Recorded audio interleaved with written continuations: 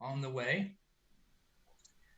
I know from speaking with Noah that he's found spiritual meaning as he's immersed himself in Yemenite religious music. His interest is multi-dimensional, extending to Yemenite Hebrew and Torah reading, as well as the chanting of prayers and Tehillim or Psalms. I'm hopeful we'll experience some of that this evening. Noah's presentation will take about 45 minutes. After that, you're welcome to ask questions. You can just raise your hand at that point after his presentation, or use the chat to send me or Joel Eisen a note if you have a question, would like to comment at the end. And I think everyone's muted their microphone. If you haven't, please do so during the presentation. And we're recording the event so that people who can't make it tonight will be able to watch it later. And with that, I'll call on Noah. Okay. Well, hi, everyone. It's so great to see you all. Before I say another word, I'm going to share my screen just to get that set up. Just a moment here. Okay, and here.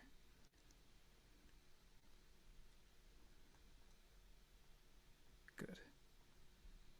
Okay, everyone sees the slideshow? Yes? Beautiful. Okay. And now we can begin. Well, welcome everyone, and thank you for the introduction, Jeffrey.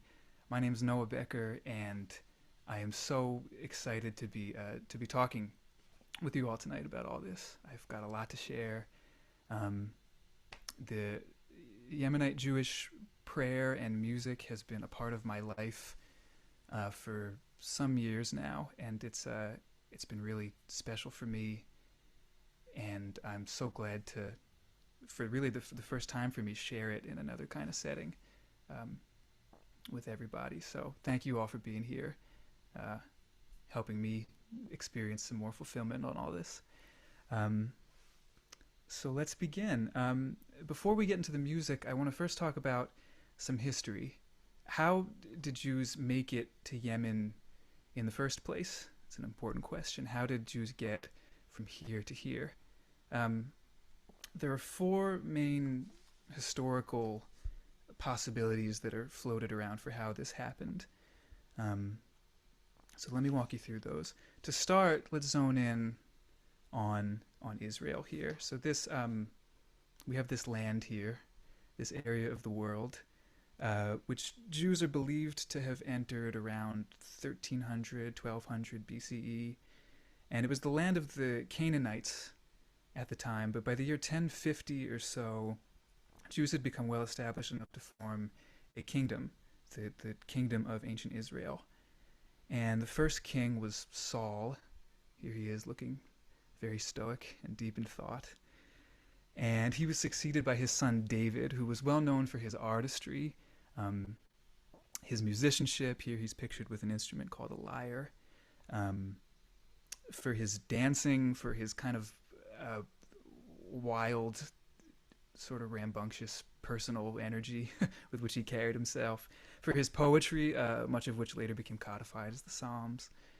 And David was succeeded by his son Solomon around the year 970. And here we have the first possibility of how Jews got to Yemen. So there's this well-known biblical legend about Solomon meeting with the queen of Sheba, and Sheba was a kingdom located in present-day Yemen. And the legend goes that she presented him with a caravan of gifts. And one theory holds that as an expression of gratitude for that, he sent some of his people back with her to Sheba in return. So that's one possibility for how some Jews got there. Also under Solomon's rule, the Jews constructed their first great temple in Jerusalem, and the kingdom of Israel had formed a strong navy fairly early on, and also strong ties of commerce with a lot of other kingdoms, empires in the area. So a second theory says that that Solomon sent Jews to Yemen to purchase gold and silver and frankincense and myrrh, which are those herbs are still grown in Yemen today. All of which he was going to use to adorn this new temple here. So now fast forward a few centuries, and the prophet Jeremiah was born around the year 650 BCE. This painting here is Michelangelo. This is him on the ceiling of the Sistine Chapel. And it's said that in his 20s, he prophesied the destruction of the first temple and the defeat of Israelites in Jerusalem at the hands of King Nebuchadnezzar and the Babylonians. And there's a tradition amongst the Yemenite Jews in Sana'a, pictured here, and it's whoever said that right before we started the presentation was right, that Sana'a is the capital of Yemen. Historically, this has had the largest Jewish community in Yemen, and so there's this tradition among Sana'ite Jews that states that that some Jews heeded that call of Jeremiah's and fled Israel 42 years before the destruction of that temple, and they ended up in Yemen. So there's our third possibility. That prophecy of Jeremiah's did, of course, pan out, and in 587-ish BCE, Jerusalem was conquered, the temple was destroyed, and although some Jews remained in other parts of Israel, many, specifically from Jerusalem, many were exiled to elsewhere in Babylonia. So all this whole area was Babylonia for a little while, but not for too long, because just some 45, 50 years later, in the year 539, the Persians conquered the Babylonians, and the Persian king, pictured here, Cyrus the Great, allowed Jews to re-enter Jerusalem and build a second great temple. And our fourth and final possibility for Jews getting to Yemen is that some Jews didn't head back to Jerusalem when it was reopened, that instead they traveled elsewhere and ultimately ended up in Yemen and formed a colony there of sorts. And no matter which of these possibilities is the right one, if any of them is in fact right, by the 3rd century CE, Jews were definitely in Yemen. There's some archaeological evidence to prove it. These are some catacombs from the Himyarite kingdom, which was another kingdom that was in modern-day Yemen. And this bears evidence of Jewish presence. It's generally accepted that Yemenite Jews are the first groups of Jews, or at least the earliest group surviving today, to have left ancient Israel, to have effectively initiated the Jewish diaspora. And that fact, combined with their relatively high level of religiosity throughout history, never really much of a secular wing of Yemenite Jews, not until more recent times, and with linguistic studies on certain components of their language, which I'll talk more about later, this all leads historians to believe that their traditions are some of the oldest in Judaism, some of the closest to what was going on in the first temple, like with the music of the Jews of the Levite tribe in these choirs and instrumental ensembles that were there, or the closest to what has been known of King David's musical practices. You know, they're not musical and religious practices, because the Yemenite Jews, they're not Ashkenazi, right? They're not Sephardic, because that means Spanish-speaking Jews in the strictest sense of the word, so like Spain, Portugal. Mizrahi just means Eastern in Hebrew, and it doesn't necessarily have any specific bearing on specific religious practices. They're Yemenite, they're Teimanim, and they have their own prayer formulas and traditions. And I've always loved this verse in Samuel that I show here. And David danced before the Lord, or danced before God with all his might. And I think that any kind of that energy, that energy that you see on screen here, that we can keep alive for ourselves today, we as Jews and also we humanity, I think this is a fantastic thing. Before I go any further, let's hear some of this music.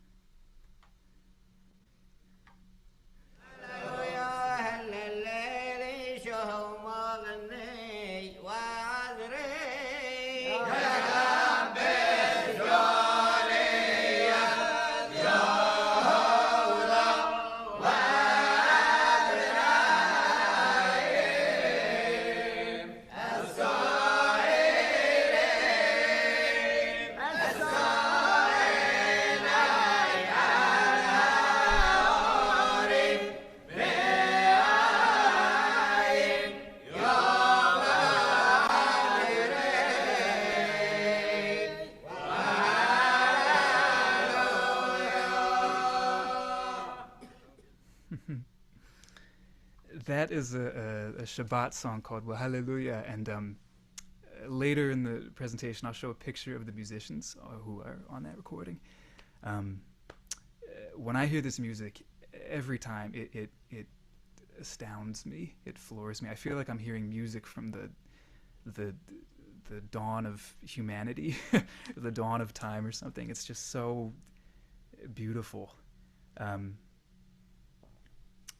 So okay, more on that as we go on. So before there'll be a little more history later. I'll get into some other technical things about Yemenite Jewish music, but to take a break for a sec, I want to tell you about my story and how I ended up in this whole journey that I'm on. This is what I grew up with right here. This is the prayer book that I grew up with at my synagogue, Kohan Shama, and you see here it's printed by the Reconstructionist Press. I grew up as a Reconstructionist Jew, which some of you may know about. If you don't, we can talk more about it later. I encourage you to look it up too. It's an interesting, newer denomination, so to speak, of Judaism. I grew up in Philadelphia. This is my synagogue that I grew up in, where I went to Hebrew school twice a week, where I was bar mitzvahed. There I was at that fateful time in my life. Wow, things have changed. And so after my bar mitzvah, I left a lot of Jewish things behind right after. I didn't keep going to synagogue. I didn't stay involved in many ways. I became a professional musician. I was already on that path at that time, but as I got older, it became more and more the central activity in my life. And then I went to college for that, as Jeffrey mentioned, at the New School. I've released a couple records as a leader, and there's a third on the way. I made it into the New York Times earlier this year for something that I was involved with. And it's the full details are a little too much to get into here, but around 2017, 2018, I started to become interested in Judaism again in my life. This time from a musical perspective, most of all. I became really interested in the question of what is Jewish music. I mean, Jews are a diasporic people with a whole range of cultural and religious practices throughout the world, and I wanted to explore what this meant to me. And I knew that for me to feel connected to that question, and that process, that line of thinking, that I would need to dive into some kind of serious study. I wasn't going to do for me to deal with it more in a lighter way or from a distance or something. So to that end, in 2019, I got over to Israel for the second time in my life. It started with a birthright trip, and then I ended up in Sfat thereafter, and I ended up at an English-speaking yeshiva there for 1 month called Tamimei Derech. And here's I remember some of these guys from when I was there. I guess they've gotten their rabbinical degrees now. And at the end of my time, I was in Israel for 2 months to visit, and at the end of my time there, somebody said one sentence to me, because they knew I was interested in the music and I was thinking about these questions, and they said, I think you should check out the music. I think you should check out what the Yemenite Jews are doing, and especially the Psalms, the Tehillim. They have a really unique way of doing that.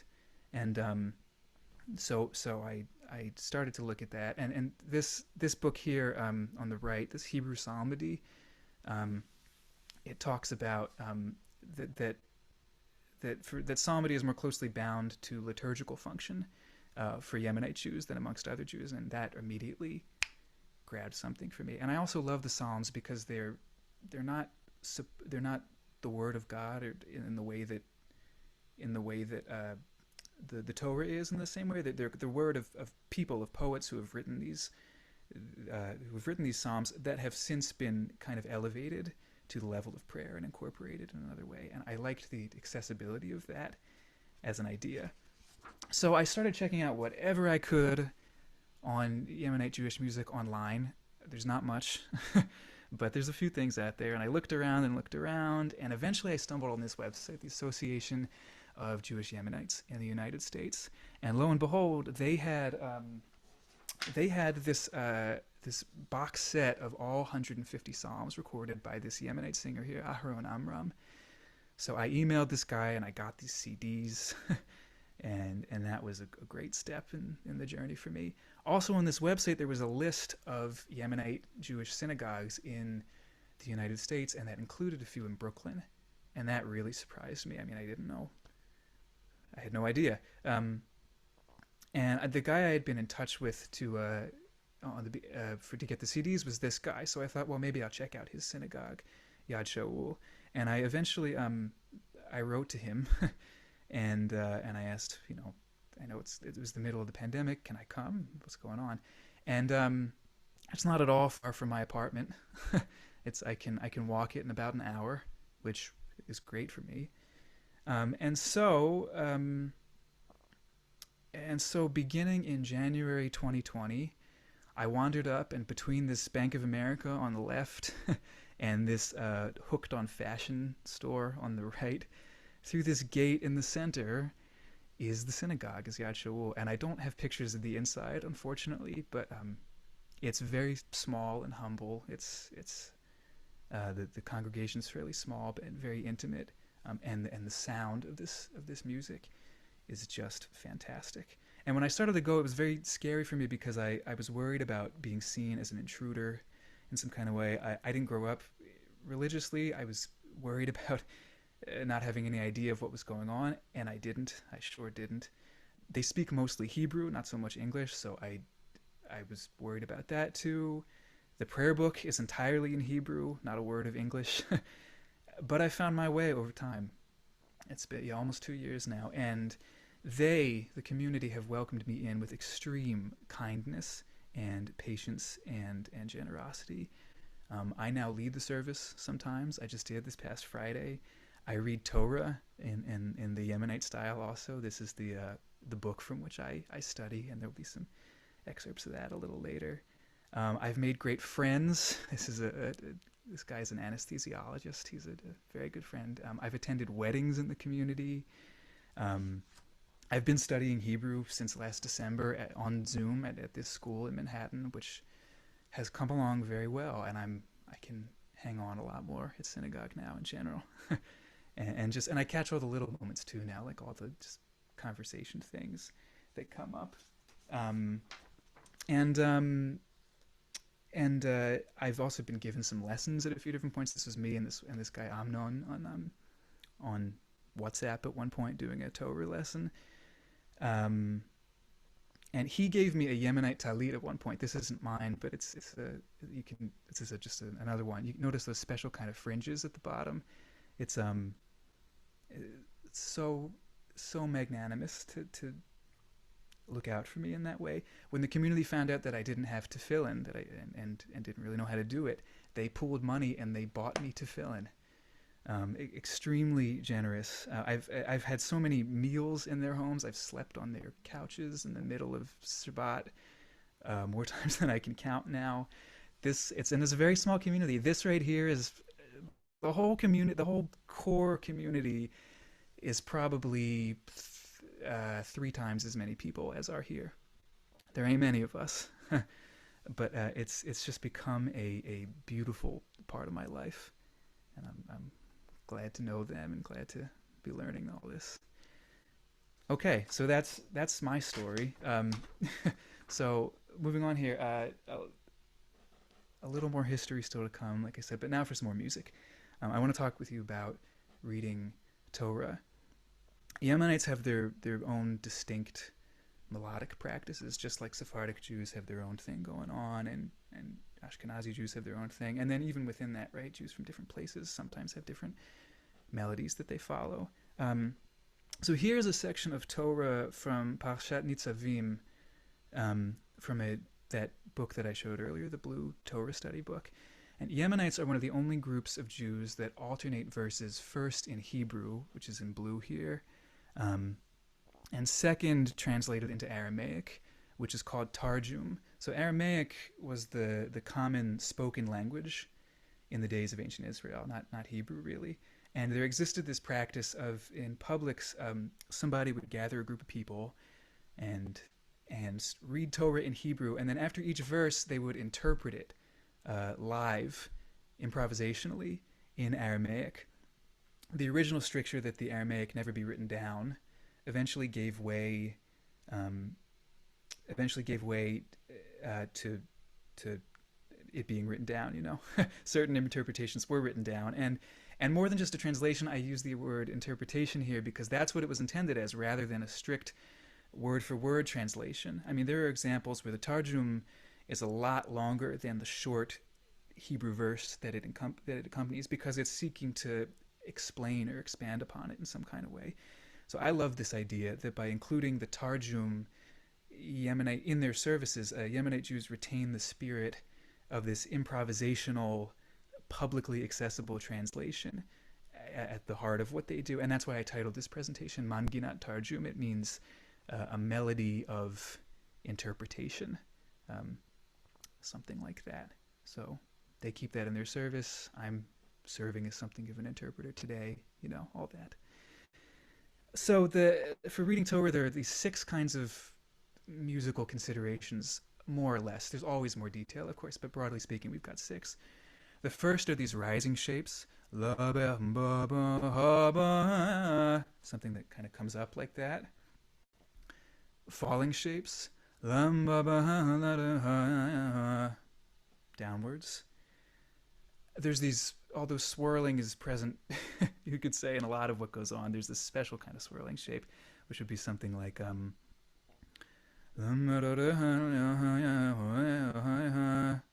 something like that, where it really dances around the center in a kind of way. And then there's the end of verse shapes, the sof pasuk. If you read Torah, you know about this. And then for them it does a rise and then a fall,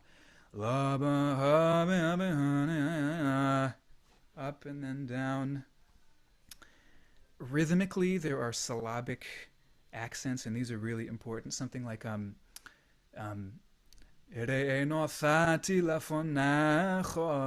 those syllables that get more of a stress and have to. And then lastly, there are these kind of intermediate pauses, the landing points. So you get something like, I can use the example I just used. That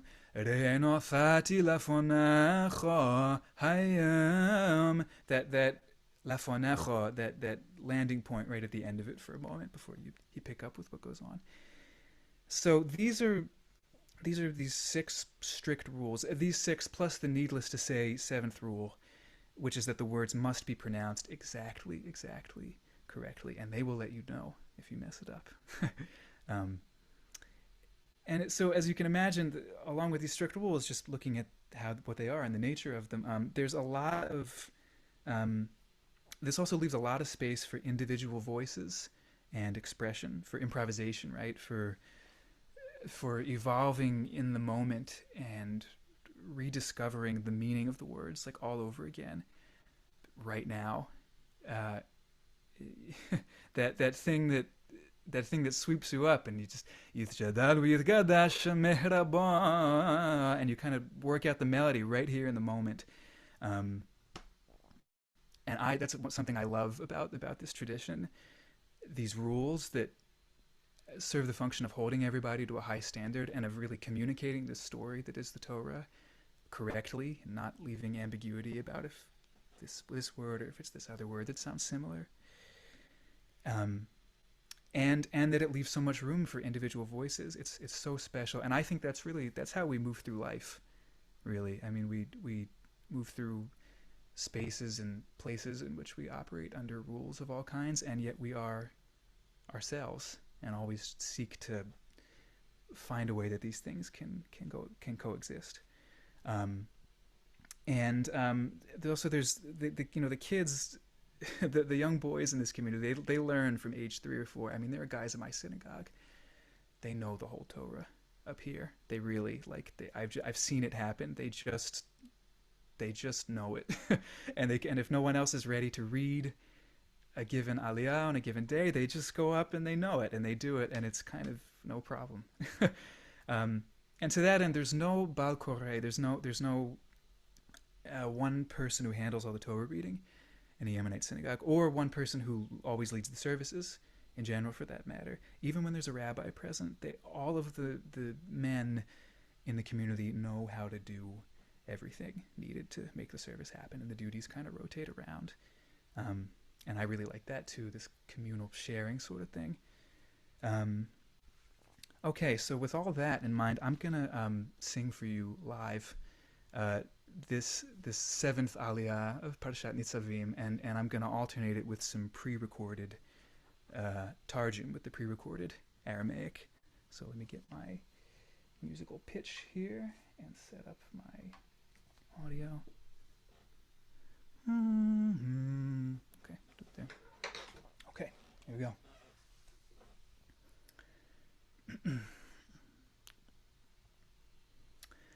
ראינו פתי לפונך היום את החיים ואת הטב ואת המוות ואת הרע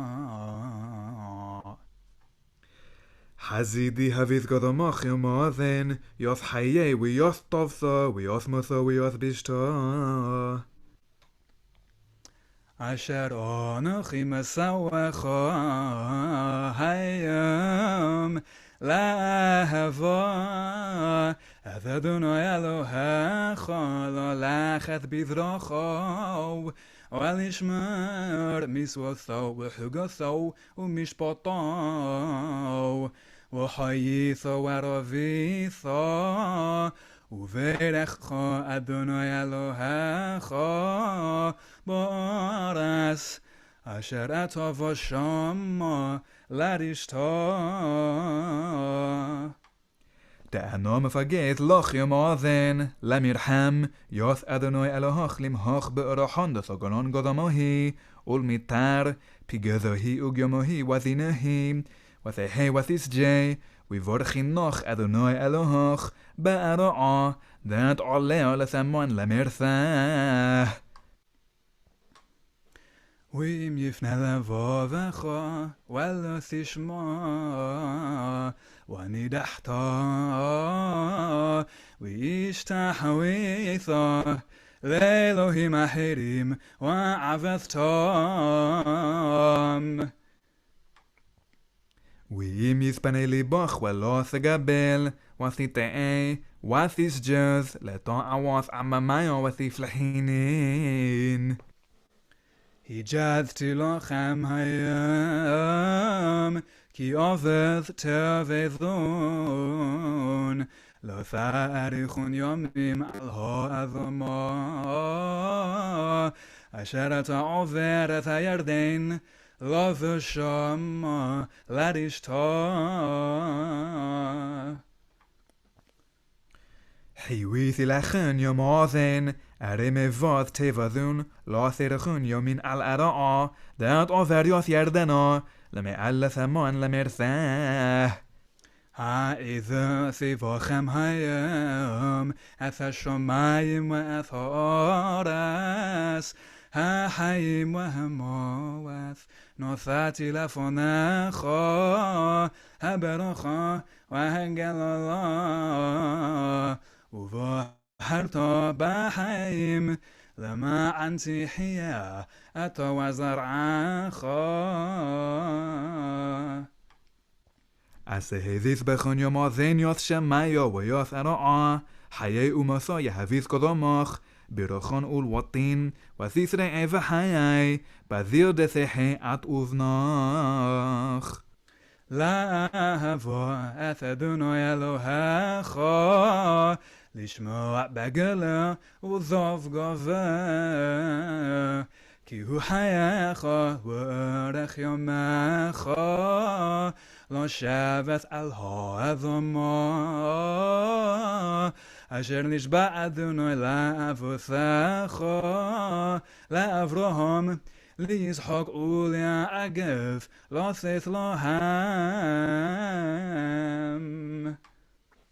חזק אדוני אלוהך לגבלו לממרא ולאזכרו לדחלסי הרי הוא חייך ואורכות יומך למיטב על ארעה תגיים אדוני לאבותיך לאברהם לי ישחקו לי האגף למיתן להם. And there you go. That's the Aliyah. So I'll step back through just a few things from that quickly, just to share some of the things I was doing musically, in a more improvisational way. So first, this first verse, life, I set before you today, life and good and death and evil. And I kind of sang life and good in a brighter way.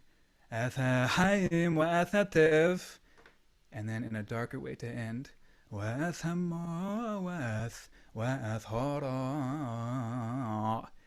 Something like that. It can help illuminate and reveal the text a bit more.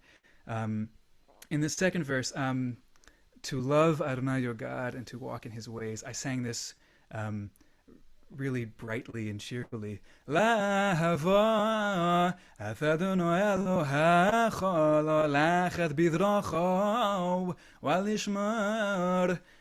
Brighter, sweeter, in a way. And then this very dark verse, and if your heart turns away and you do not listen to it and you were drawn away and worship other gods and serve them. Here, I sang this whole thing in a way that was a little spookier, or more ominous, you could say. Wim yifne levovacha welo tishma wanidachta v'hishtahawetha. Something a little more unstable, a little darker in a way. I'll skip the fourth and fifth verses, although there's more stuff there too. But in this sixth and final verse, to cling to him, Uldov Govo. I mean, this with a Yemenite Hebrew accent, and I'll talk more about the Hebrew later, but it's on the second line there. Uldov Govo. It's so fuzzy. The sound of that word is like it makes your tongue cling to your mouth, and so I tried to lean into that a little. Uldov Govo. Something clingy, and then to dwell in the land. Right, to dwell in the land that is here on earth, not in some transcendent heaven, which from a Jewish perspective, that's where we belong, is here on earth and where we can do our best work. So when I say the word land, I dropped the pitch on the syllabic accent in that word in order to emphasize like the groundedness or rootedness, downness of earthly life. Ki hu hayacha v'orech yomecha lo shevet al ha'adamah. That ha'adamah, that low thing there. And these are the kinds of things that I hear members of my synagogue doing all the time. There's just this deep sensitivity to the words as it is expressed through melody. Okay, so that is all for Torah for now. Let's keep going. I want to talk, I took you through in history earlier from the ancient Israel to Yemen. Now I want to take you through getting how Yemenite, what life was like for Yemenite Jews in Yemen. So going back to this connection to the Himyarite kingdom, this kingdom eventually converted to Judaism. This is actually a depiction of a Jewish king who ruled there at the time, named Yosef du Nuwas. And Jews spread out across Yemen in a lot of isolated Jewish communities that were not necessarily in regular contact with each other, and had at least some independent development of religious and cultural practices. And to that end, Yemenite Judaism is not a single monolith. It retains a breadth of practices still, even today, although the populations are smaller, especially when you get into the details. And there are even certain developments that became more uniform across Yemen. That often took several decades to proliferate across all these places. Some significant cities in the mix include Aden here, which is its port city, where Solomon's naval trade missions are supposed to have gone. It was a bustling center of trade until more recently, when Yemen has fallen on some harder times. Menaka, there's this great performance group that originated there that sang traditional Yemenite Jewish music and danced these traditional dances. These are the musicians who recorded that first track that I played for you. This guy on the bottom right, Menachem Arusi, was kind of the ringleader. And of course Sana'a, which we've talked a little bit about earlier. And this was this is the capital of Yemen, and there was a more sober attitude amongst the rabbis there, so it created a bit more of an more strictly intellectually focused climate, less dancing perhaps. That in the back there, that large white building is the Al-Saleh Mosque, and that points to what happened next was that there was a Muslim conquest of Yemen. That happened in the 7th century, and that changed the situation for Jews, which kind of fluctuated over time from good trade and communal relations with the Muslim rulership to some more harsh divisions and strife. So at the best moments, there were there were silversmiths, they were jewelers. Here's some kids apprenticing, and this jewelry is so beautiful to look at. These bracelets, these rings, this necklace amazes me. They were so well known for jewelry that even today, a good craftsmanship in Yemen was referred to as Jewish work. So yeah, good reputation. The Yemenite Jews really thrived under the direction of Maimonides in particular. This is some direct communication that they had at some point, and to this day they still generally follow Maimonides' interpretation of Jewish laws. Around the time of the development of the Kabbalah, they were in touch with Jews in Sfat as that was beginning to be explored in the 14th-ish century, I want to say. There was this great tradition of midrashic writing, of this commentary on the Torah and Talmud that happened especially in medieval times. So things were good when they were good, and at their worst, they were not. There was a persecution by the ruling Muslims. There was a particularly harsh exile here to this place, Mausa, in 1679 that killed a lot of Yemenite Jews. There was destruction of books. There was the relegation to a Jewish quarter like this one, which was more decrepit than the Muslim quarters. There were a lot of other measures. But now enter Israel, this new country. Now we're in 1949. In Israel, this you've had relegation to a Jewish. I'm sorry, wrong note. Yeah, so this new country that was designed from the outset for more secular Ashkenazi Jews, really, but their populations, Ashkenazi's populations, were of course decimated in the Holocaust. So among other factors, this drove Israel to fly in Jews from a lot of places in the non-Ashkenazi world, in part to help pad the population and help legitimize this new venture that was the state of Israel, including Yemen. So here's some Jews in a transit camp in Yemen on their way there. And the operation that was, the name of the operation in bringing Yemenite Jews here was called Operation Magic Carpet. And funny enough, Alaska Airlines was heavily involved in making this thing happen. Here they are on the plane. It was quite the journey, I can only imagine. And once they got to Israel, they had a tough time in ways that in this country that wasn't exactly designed to support their cultural and religious practices. And I'll skip the details on that for now. But eventually they settled and have found their way. There are big centers of Yemenite Jews in Ashkelon and Rehovot. A smaller one historically kind of up there on the map in Kiryat Ono. That's where the performance group I mentioned earlier resided. And since Israel, there's been immigration to New York, the community that I'm part of, a smaller community in LA, really small communities in Cleveland and Miami, and also a pretty small community in London, in England.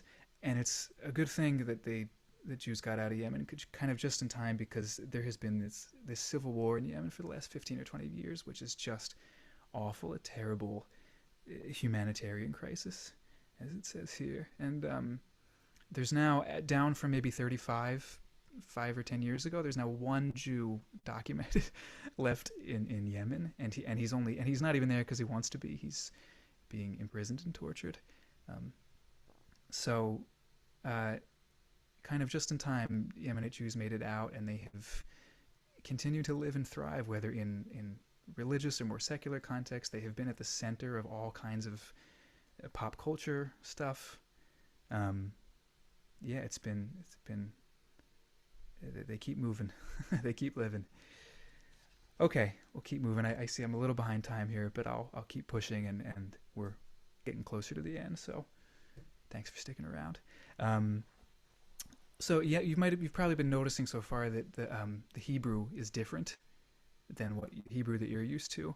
So I want to take you through a non-exhaustive walk through the alphabet here. Just a few of the highlights that are different. So Aleph, first of all, it's silent like in modern Hebrew, but it has to be pronounced when it appears still. And what does that mean? Well, in a word like this, your strength, this means that the syllables have to be dov acha, as opposed to doing it like this, do vacha. So the first was dov acha, and this one do vacha.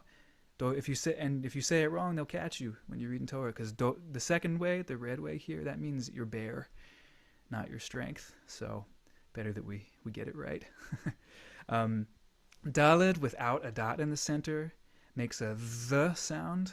So like this comes up, for example, in the Shema. At the end here, the idea is not only is God one, but God is forever. And if you really want to make the word one go on forever, ahad, and this is a sound that you can sit on, whereas ahad, you can drag the vowel on for longer, but you can't really. But when the word ends, it ends. So something like that. The letter hey is the H sound that we know and love, but when there's a dot in the middle, there's more of a grunt of effort or a sigh of relief, and this comes up in the word hallelujah, for example, which is an exclamation, praise of God, in which we find a certain kind of relief, and also a command to praise God, which is something of an effortful thing, hallelujah. Vav is not vav, but it's wow. It has a W sound. It's not the same as vet, and there's kind of a crying thing that can come up with that. Het and ayin come way from the back of the throat. Het, ayin, way guttural, something heartier, something more forceful. And then taf, lastly, without a dot in the center, this makes a th sound, which is where I suspect that the Ashkenazi or Yiddishkeit S has come from, like Good Shabbos, right? I think it originally comes from this, Shabboth, in a Yemenite accent. So on all this together, I think, is about expanding the palette of sounds that our mouths and bodies can produce, with which to better express a fuller range of human emotions. When you get that cry of the wow, or the grunt of the het or ayin, or the sigh of the hey. Yeah.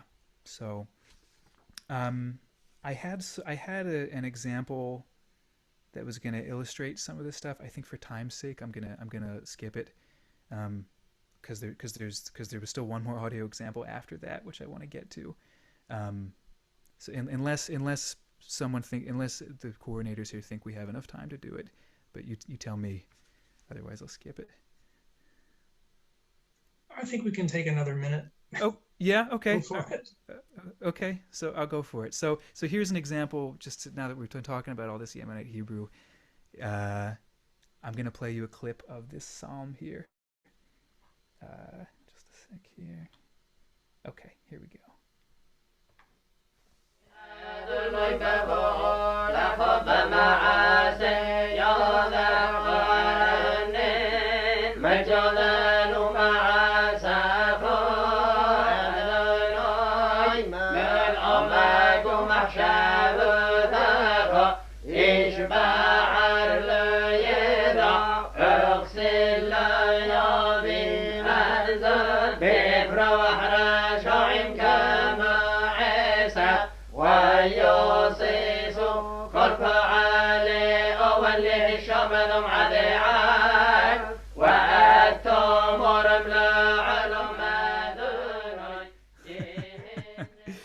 Yeah, it's something, huh? And I'll highlight those two things that I highlighted throughout that. One is this: when they get to the word Adonai, there for God, they separate it on either side. There's a clear kind of break before and after, as kind of a matter of respect for this word in the mix of the many words that is more significant.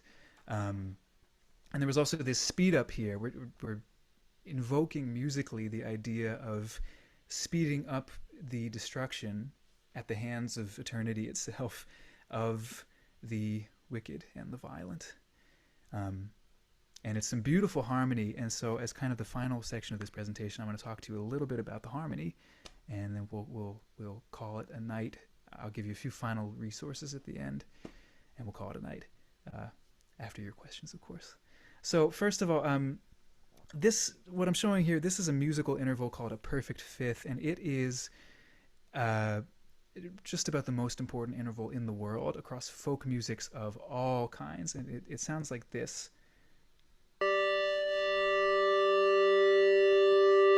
Lo pa.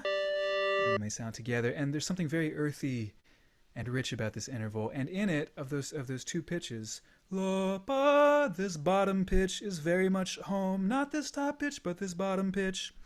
Okay, so a very interesting thing happens when you flip this interval upside down. Now we have a musical interval that's called a perfect fourth, and that sounds like this. La ba ba ba. Again, we have an upper pitch and a lower pitch, but in this case, the upper pitch is the one that we call home. And that is a very significant thing spiritually. It connects to this concept of shefa, which means abundance. It means good energy drawn down from the upper parallel heavenly world, Shemayim, into this earthly world. You know, we don't necessarily go up to that Shemayim. We get lucky enough to visit sometimes, maybe, but we draw its energy down. And so with shefa, with making the we draw from the top and we fashion the top into our home, and that's what this interval does. And so this is the backbone of Yemenite Jewish harmonization, and a tight rhythmic scheme along with it allows for that backbone to exist with pitch, and for other kind of parallel pitch harmonizations in different intervals and other improvisatory flourishes to take place. And again, this book here makes mention of a type of melismatic Hebrew psalmody, which you'll see is absent in the traditions of other Jewish communities. I mean, this is really a powerfully unique thing. So here I've got, here we go. So we all know Lecha Dodi. From what I understand, your shul sings it on Zoom every Friday night as part of your Kabbalat Shabbat. This will be the final audio example here. I'm going to play a sample of something that I've recorded of the kind of things that I hear in synagogue. So I'm going to start with that backbone interval. Okay.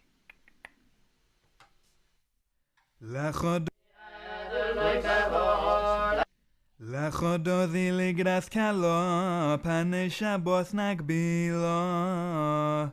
Lechododi ligras kalo, pane shabos nagbilo. Shomor wazochor bazibur ahot, hishmi'anu el hamiyuchot. Adonai that interval. There's another one, a slightly smaller interval, specifically in Kabbalat Shabbat, that comes up often. I'll play that for a second. נגבילה לגרס שבת לכו ונלכו כי היא מגור הברכה מראש מגדם The נסו. voice is tighter, and then there's all kinds of layering that happens after that. So I'll show you some of that. פני שבת נגבילה מגרש מלך עיר מלוכו גומיסים מתוך ההפכה רב שבת בעמק הבוכו והוא יחמול עלייך חמלו לחודודי לגרס כלו פני שבת נגבילה יתנערי מעופר גומי. Parallel like that, and I won't play the whole thing, but I'll play you the end of it so you can hear that. פני שבת נגבילה בואי בשלום עטר בעלו שם בשמחה ובסהלו תוך אמון עומסה כולו בואי כלו בואי כלו בואי כלו בואי כלו בואי כלו בואי כלו בואי כלו לחודודי נגרת כלו פני שבת נגבילה. Boi Kelo at the end there, which means welcome the bride, welcome this Shabbat, the Sabbath bride. 7 times they do it because the 7 days of the week, and it has this other kind of significance. And you'll notice too how each verse kind of pushes into the next with no pause. And immediately into the next verse, which keeps up this kind of momentum. It helps produce like a meditative state of sorts, I think. And again, you notice that tight rhythm, right? Real tight rhythm, and how the pitch can then dance on top of that kind of framework. Okay, a very rapid dash through some final resources that I just wanted to share with you, some things that I've checked out that have been cool, and I'll call my part of the night tonight. This is a great CD with some of the music I played earlier comes from this one, put out by the Hebrew University of Jerusalem, this Jewish Music Research Center that they have. This is from Smithsonian Folkways, another fantastic album which has some of this stuff. Yemenite Jews have been disproportionately at the forefront of popular singing in Israel since the creation of Israel. So Zion Golan here, Ravid Kahalani's Yemenite, Shoshana Damari, Ayal Golan, Ofra Haza, Aharon Amram. The Awa sisters today are super popular. It's fantastic. There's a bunch of specifically Yemenite Jewish food that I've been lucky enough to eat in the homes of these families at my synagogue a lot. This one is great. It's called jachnun. It's a type of bread. And the tomato thing in the back is called resek, which is also delicious. This bread called malawa, this bread called kubana, that they like their breads. Zahug is this kind of hot sauce. I think there's fennel in it, or fenugreek. I always get them confused, but if you know things about spices, you probably know in a heartbeat which one it actually is. That's delicious. There's this spice called hawaj, which is great, and there's 2 versions of it. One is hawaj cafe, which people put in coffee. I put it in black tea often. And hawaj marak, hawaj basar rather, which is more for fish and meat and soup. And it's really good in this Yemenite soup that they make. This book was really helpful to me in making this presentation. It's got a lot of musical details and some other cultural stuff present. This is great about Yemenite Jewish women in the communities. This one here, this is a rabbi who visited Yemen like in the 1800s, and there's some cool like travelogue sort of stuff that comes up with him. This Yemenite Midrashic tradition, there's an English translation of the stuff. I actually pulled out this quote here from a comment on the Torah portion that I read earlier, and I love that they identify life as correct opinions and death as degenerate opinions. It's a unique and very interesting perspective. And last book, this was really helpful to me also in this presentation, and the images alone are just so fantastic. Some men, a married couple, an older woman who's Jewish, believe it or not, some women embroidering, this little girl, this little boy in this outfit that is so crazy to me, and this bride, and this is a big part of the Yemenite traditional bridal tradition, this kind of outfit or costuming is called a henna, and this picture, although on the right, although not from this book, it's just kind of pretty stunning to see it in color, I think. Okay, that is it. That is my presentation. I hope you've enjoyed. I hope it's been meaningful. Thanks for sticking around a little longer, and I'm glad to answer some questions now. Thank you, Noah. Who would like to ask a question? Just raise your hand. Lisa, go ahead. First of all, that was just fabulous. I enjoyed every minute of it. Thank you so much. Thank you. I'm just wondering if there's any parallel in the Taimani musical tradition like Nigunim of Eastern Europe, wordless songs, if there's any similar tradition. I don't know of any wordless songs. I've never heard of them. There are songs that are illustrated in that book I showed towards the end, the Sapari Tama. There are songs that are not liturgical, like they don't happen in synagogue, but they're still they're more for things like the season cycle or the life cycle, like births and marriages and deaths and stuff. So that still kind of hold this significance, but are not as synagogue centric. And I didn't get much into that tonight, but that's a whole mostly because it's not what I've heard as much of at my synagogue, but it's fantastic too. Wordless melodies, I haven't heard them. Yeah.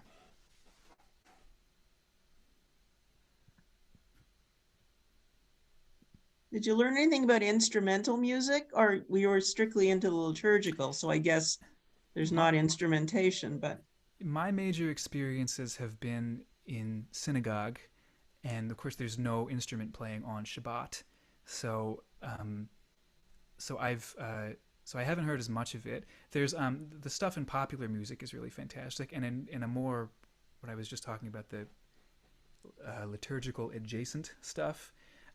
There's this tradition for Yemenite Jews that they don't play other instruments with their religious music because doing so would not be properly mourning the destruction of the temples.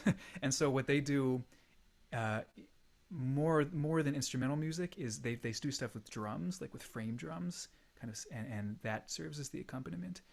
And those CDs that I showed at the end both feature some of that with the frame drums. It's a really fantastic world that I encourage checking out also. Cool. I think next, Phil Olin. Yeah, I'm kind of blown away by this. It's quite new to me. Outside of Israel, who else is doing what you're doing? I mean, it seems there's a need here for making this available more widely. Well, is anybody else doing what you're doing? I know of some other musicians who have gone this route of like spiritually exploring what else is out there with Jewish music, seeing what's going on, and trying to move it in the direction of some other projects of their own, for example. But that's the thing, I know of them, I don't know them. They're few and far between. The whole way this began for me was part of a larger project, which is a little too much to explain right now, but it's a beautiful thing to step in on it however you can, I think, and I would love for more people to do this.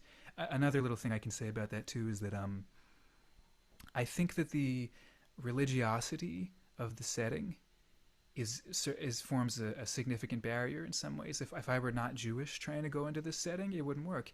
If I were a woman trying to go into this setting, I wouldn't. In this religious setting, the women don't read Torah. You're not counted as part of a minyan. I wouldn't be able to engage with it as fully. So I'll add to that my answer to that question too, that there's also a good deal of luck and privilege for me in being able to step in on this world in the first place. Good. Molin, please go ahead, and then after Molin, Sandra. Thanks so much, Noah. That was terrific, really engaging and informative. I learned a lot of things I didn't even know anything existed. A couple of questions. You answered one already in part, and that is, what is the role of women singing in synagogue life? And the other comment is, it sounds very Arabic. The kind of the va is wa. Sure. It sounds very Arabic, and is that how much of an Arabic influence would you say exists? Sure. Say the first question one more time. I'll remember the second one. Women's voices. Women, right, of course. So in the synagogue setting, hard and fast, there's not really a role. There's the dividing mechitza, it's called, right? So the women sit separately, and in synagogue proper, the women don't sing. Outside of synagogue, first of all, there's some of those more popular Yemenite singers, many of whom have been women, and that's fantastic stuff. Also, in terms of a more religious perspective, I've heard glimmerings of somewhere along the way these past few years, someone mentioned to me once something about Yemenite Jewish women singing amongst each other, and they would get into almost these kind of rap battles, is what it was. And somebody mentioned to me once that I got to follow up with this guy who I know from down there. He's got some like cassette tapes in his basement that he thinks have document this. I've never heard it. I would love to. And I've also stumbled upon some scholarly articles about it that I can, if you like, I could pass them on to whomever can get them to you after. About the language, in a way, like this Hebrew is like the oldest Hebrew that we know of, and I think it would be foolish to pretend that Yemenite Jews remained totally insular for the entire 2,000 years before they came to Israel and had no evolution as a consequence of their interaction with Arabic-speaking Muslims at all, of course. So I guess there has been influence in that direction. There's also been influence in the other direction. We're talking early Hebrew here, and some of this has rubbed off on Arabic too. The question more is like about why modern Hebrew doesn't sound more Arabic, and it's a question for another time. Thank you. Yeah, sure. Sandra, go ahead, please. You're muted. Actually, it's Farley. I really, really enjoyed this. No, I'm so glad your presentation didn't coincide with a baseball game. Good. They just might have missed it, and that would have been sad. With reference to Phil's question as to who else is doing, who else is interested in the integration of liturgical music and popular music or other forms of music. I don't know much about Yemenite music. However, if you're interested in Ashkenazi music, there's a guy by the name of Steve Bernstein, who Noah might be familiar with. Is he a trumpet player? Yeah, he records on John Zorn's tzaddik level, Sure. which is just full of Jewish content. Some of it's really, really impressive. Interestingly enough, Yes. a lot of these jazz musicians that are taking on this music are pretty outside players. They're not your mainstream, easy listening jazz players, but Right. some of it's really, really, really good. And I'm sure even someone who's sort of turned off by the cacophony, what Sandra calls my cacophony, would probably enjoy some of these recordings, which are all pretty much available on YouTube. Yeah. Thank you for mentioning Tzaddik, and I'm kicking myself a little that I didn't mention Tzaddik and John Zorn earlier. When I moved to New York, I worked at John Zorn's club. It's called The Stone. I met him a few times, and I got to know a lot of musicians of. They called it radical Jewish music. It was like the late 80s, 90s when this started to come out. I've met a lot of those musicians, and they have done some fantastic stuff. It has been, as you said, in a more decidedly Ashkenazi direction. So perhaps that's why I didn't think of them earlier. But yes, John Zorn, Tzaddik, radical Jewish music, all that. Enormous catalog of music. And it's fantastic. They put out an album, I think, every day. I think, yeah, he's like put out an album every month, really, but every month for like, I don't know, 30 years or something. That's not an easy thing for a label to do. I think we have time for one more question. Jerry Friedman, go ahead. Right. You showed a couple of lovely images, one of some older people sitting around reading Torah or Chumash and little boys. And it brought to mind the fact that many Yemenites can read Torah upside down. There was a dearth of books for them in Yemen, and also when they first came to Israel. And you're smiling. You've heard and probably met people that can do that. So Yes. it just those images were just lovely. Thank you very much. Sure. I had forgotten about that, but yes, I have heard that before. And I've talked with members of my synagogue who when they were a kid, their teachers didn't want them to divert their eyes for a second from the Torah scroll. So they would take rocks and they would put them under their chin like this, and then you'd look at the Torah and you'd read, and it was very stressful. And if you looked away for a sec, oh well, it falls, and then you probably get smacked. All kinds of things that to pound it in. But yeah, it's the knowledge in that community is just staggering to me. Yeah. So I think this has been a very rich hour that we've spent together. I want to thank you, Noah, for taking us into this exploration of an exotic Jewish community that we should really know better. And you've encouraged us and given us some resources to follow up. So thank you very much. Thank you to Joel and Lisa for sponsoring the event and bringing this forward for us to really gain and benefit from. So many thanks. Thank you, all of you, for being here. And as I said at the beginning of the presentation, it's been almost 2 years that I've been going to this synagogue in person, and about 2 years or more prior to that I became interested in this. And to finally do some kind of sharing with others beyond my synagogue experiences, which have been so special, of course, and I've wanted more. This is the first time I'm doing that, so I'm so grateful for all of you for being here and participating. So thank you very much, and have a good night. Thank you, Noah. That was wonderful. Terrific. Bravo, well done. Wow. Bravo. Thank you very much. Thank you.